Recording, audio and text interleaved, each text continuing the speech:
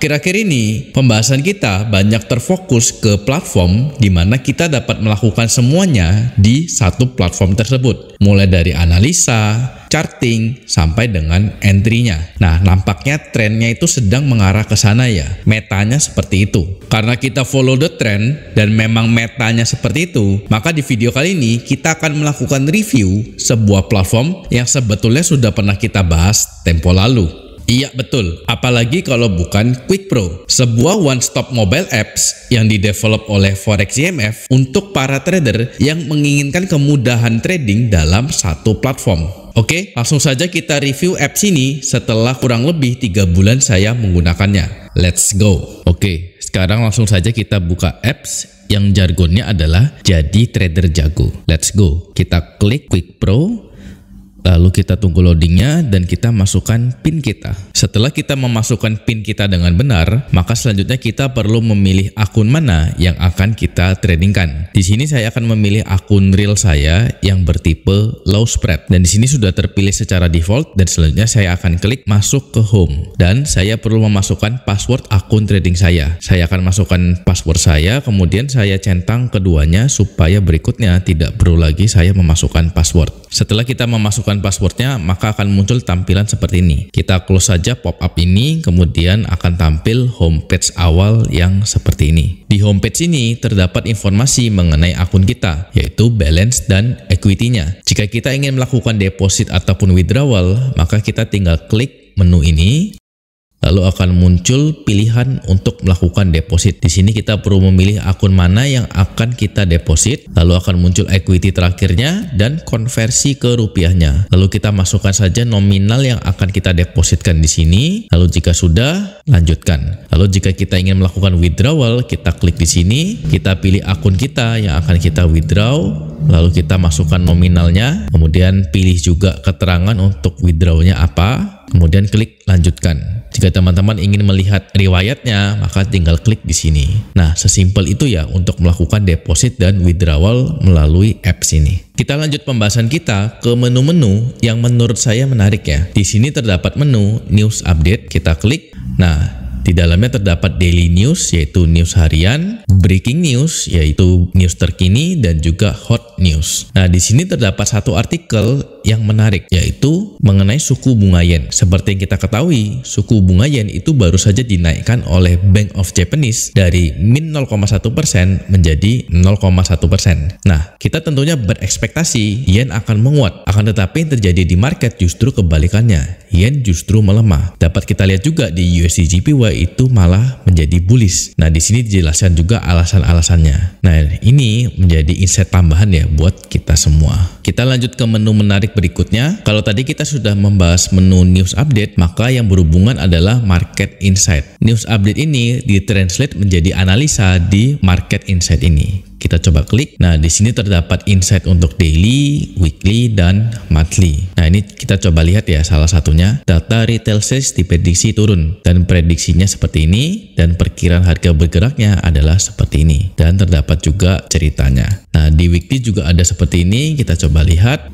Dan penjelasannya cukup komprehensif ya. Ya, ini seharusnya dapat membantu analisa kita dari sisi fundamental ya. Kalau tadi kita sudah membahas menu mengenai news update, di mana ini akan ditranslate menjadi analisa di market insight, maka di menu ini trading ideas itu langsung berupa trading plan-nya ya. Kita coba klik, lalu terdapat pilihan untuk banyak pair. Kita klik saja yang paling atas. Nah, terdapat penjelasannya. Peluang buy di USD CAD karena alasannya potensi ascending triangle. Nah, terdapat alasan-alasannya, lalu juga trading plan-nya. Di sini dapat kita lihat buy area di area ini SL sekian, TP sekian, dan TP2 sekian. Lalu terdapat juga alternatifnya sell stop di area ini SL dan TP-nya. Lalu kita dapat juga langsung lihat chartnya, chart terkininya. Lalu jika kita ingin melakukan market execution juga bisa di sini ya. Jual ataupun juga beli. Kita coba lihat contoh lain di pair lain, misalkan USD JPY. Kita lihat alasannya tertahan di area resisten. Alasannya seperti ini. Week USD JPY trading plan-nya terdapat dua alternatif. Maka kita dapat melihat ingin jual atau beli. Ini market execution ya. Kita pilih volumenya juga.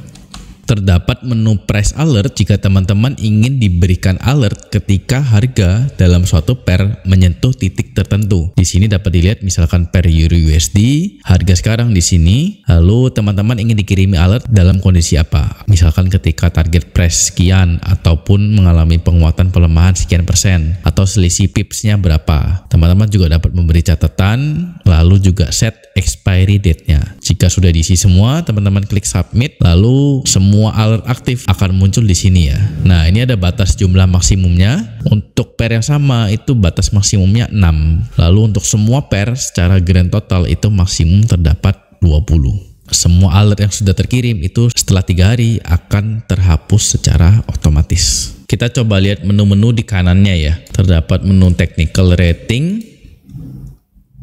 Oh, terdapat jarum-jarum seperti ini ya. Kemudian juga daily pivot.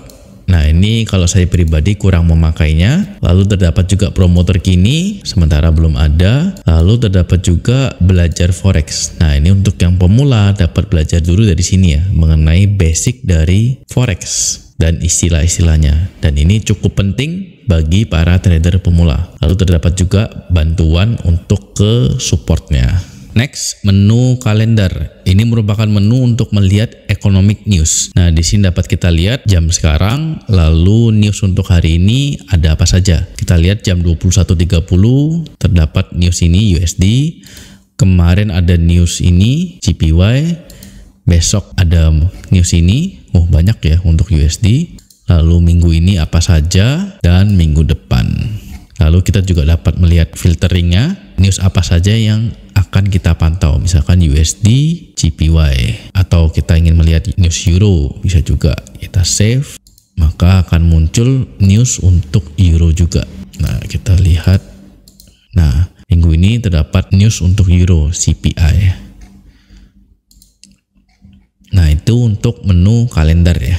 Kita lanjut ke pembahasan menu yang menurut saya sangat menarik ya, yaitu sinyal terbaru. Sebagai contoh kita ambil yang ini ya, Euro USD oleh Trendfriend. Trendfriend ini adalah sinyal providernya. Kita coba klik sinyal beli.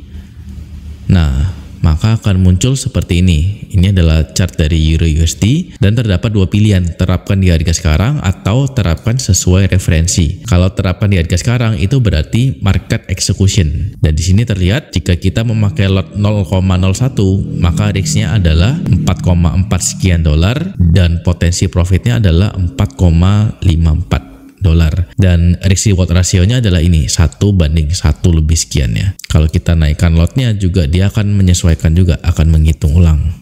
Nah, potensi profitnya sekian, loss dan profitnya ya. Nah, ini adalah untuk market execution. Jadi kita tinggal klik execute, maka dia akan melakukan buy. Lalu jika terapkan sesuai referensi, maka dia akan berubah menjadi pending beli, yaitu buy limit dengan potensi seperti ini 1:1,2. Sama juga jika kita ubah-ubah, maka akan berubah juga risk dan profitnya. Nah, seperti itu. Kita coba lihat sinyal lain ya. Misalkan XAUUSD oleh sinyal providernya adalah God Money. Nah, terdapat juga dua pilihan, market execution dan sesuai referensi.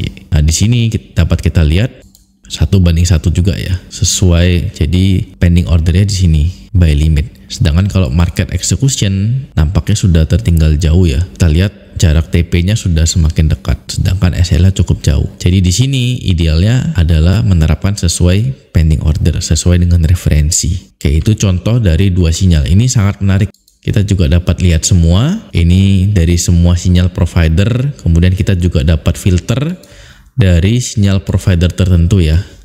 Selain itu kita juga dapat melihat detail performa dari masing-masing sinyal providernya. Semua, kemudian per simbol, total pipsnya, kemudian juga per sinyal provider juga bagaimana performanya. Ini dapat kita lihat ya. Dan ini juga masih berhubungan dengan tawaran menjadi sinyal provider dari trading competition yang lalu ya. Jika teman-teman berhasil melalui proses evaluasi, maka teman-teman nantinya akan terinclude di sini. Teman-teman akan menyediakan sinyal provider yang seperti ini. Oke, lanjut kita bahas menu yang wajib ada, yaitu watchlist. Di sini terdapat pair-pair yang kita pantau. Kita dapat mengubah watchlist kita di sini ya. Kita dapat mengubah urutannya. Misalkan ini ingin kita geser ke bawah, kita tahan, lalu kita lepas. Nah, maka urutannya akan berubah. Jika kita ingin menambahkan, klik di sini, kita klik pair yang kita inginkan, misalkan Euro USD, kita save change, lalu silang dan kita back. Maka Euro USD akan tertambahkan. Kita back, lalu di sini terlihat juga trennya. Di sini kalau kita ingin mengubah time frame-nya, kita ubah di sini. Di sini secara daily terlihat trennya USD JPY bullish, GU bullish, XAU bullish, sedangkan Euro USD bearish. Nah, ini terdapat juga meternya ya. Lalu kalau kita ingin melihat time frame lain, misalkan secara H4 nih bullish, bearish, bearish, bearish. Sampai dengan yang terendah adalah M5, bullish, bullish, bullish, bullish. Kalau kita ingin memakai higher time frame-nya M15, maka kita set ke M15. Nah, seperti itu. Nah, di sini kalau kita lihat terdapat juga informasi mengenai support dan resistennya. Jadi teknikal yang dipakai di sini adalah support and resistance. Lalu yang berhubungan dengan ini itu sebetulnya ada di sini, detektor. Nah, di sini terdapat deteksi secara otomatis suatu pair itu sedang berada di area mana. Misalkan Euro CAD berada di area resisten 1 bars ago di H1 misalkan. Kita coba klik, maka akan muncul indikatornya dan juga langsung ke chartnya. Jadi kita dapat melihat langsung kondisi chartnya dan kita ingin melakukan entry. Kita lihat contoh lain, GBP USD ada di area support. Nah, di sini terlihat juga support-supportnya ya. Support ini tertembus, lalu support ini memantul. Nah, di sini kita juga dapat mengambil keputusan apakah kita akan entry di mana, apakah market execution atau pending order, buy ataupun sell gitu. Sekarang kita ke bagian yang paling menarik ya, yaitu untuk entry-nya. Kita buka chart, lalu akan muncul chart yang terbarunya. Nah, ini ada bekas yang tadi, market detector, yaitu indikator support and resistance. Nah, ini kita clearkan dulu saja. Nah, ini di time frame H1, defaultnya di H1. Kita coba ganti ke M1 ya. Kita ingin scalping misalkan. Nah, misalkan kondisinya adalah seperti ini ya. Nah, anggaplah kita ingin entry, kita asal saja ya. Yang terlihat ini terdapat area supply. Kita coba langsung saja. Untuk pending order, klik di sini. Nah, terdapat pending jual. Lalu kita ubah short kita, misalkan kita ingin entry di area ini, misalkan 27253, kita naikkan dikit saja ke 55 misalkan. Oke, nah ini kita pendekkan. Nah, di sini misalkan kita ingin memberi jeda misalkan 2 pips ya, 265, misalkan kita bulatkan menjadi 27, kita tambahkan 2 pips menjadi 29. Nah, untuk jarak DP-nya kita set tidak usah terlalu jauh dulu ya. Kita set kurang lebih di sini ya, 27 tambahkan spread berarti 2721 misalkan. Nah, kita set sell limit kita di sini.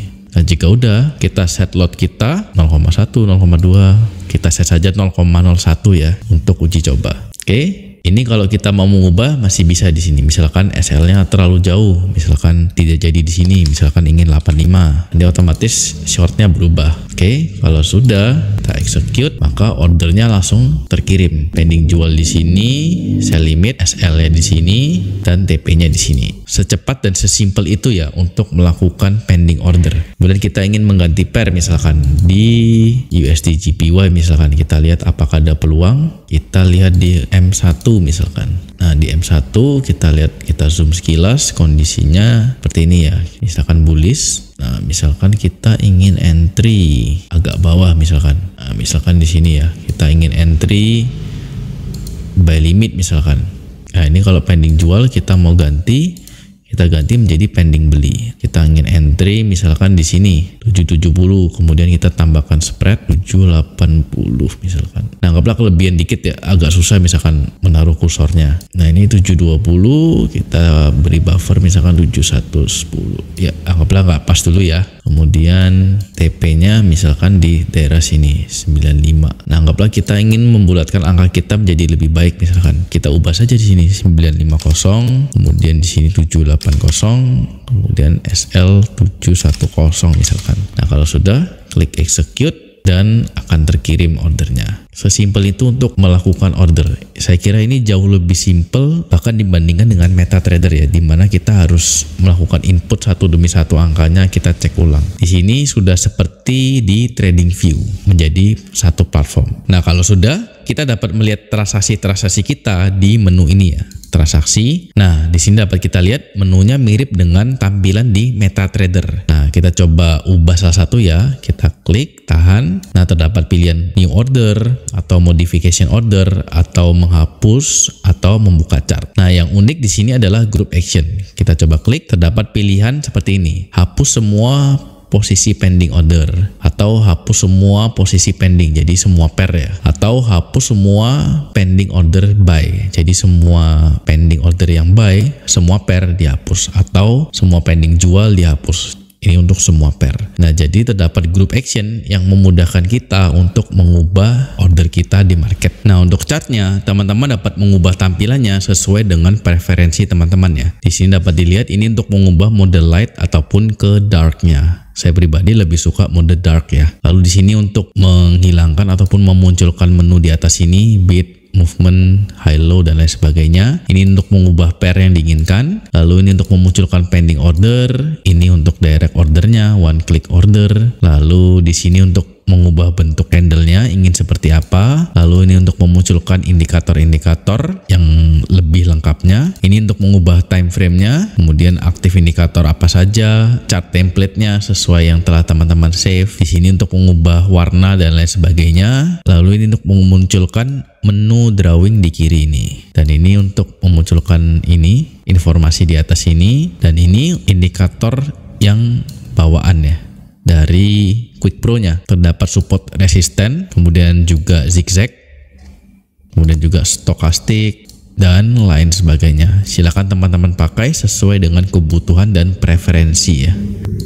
Ini untuk info mengenai pair yang bersangkutan, spreadnya, digitnya, swap long, swap shortnya. Nah, kalau tadi kita sudah bahas menu-menu yang menurut saya menarik dan menjadi kelebihan dari Quick Pro ini ya. Sekarang kita bahas beberapa hal yang masih dapat diimprove dari aplikasi ini ya. Nah, dari penggunaan saya sejauh ini, satu hal yang menurut saya dapat diimprove adalah dari segi time frame ini. Di sini dapat dilihat setiap kali kita membuka chartnya, itu secara default terbuka di time frame H1.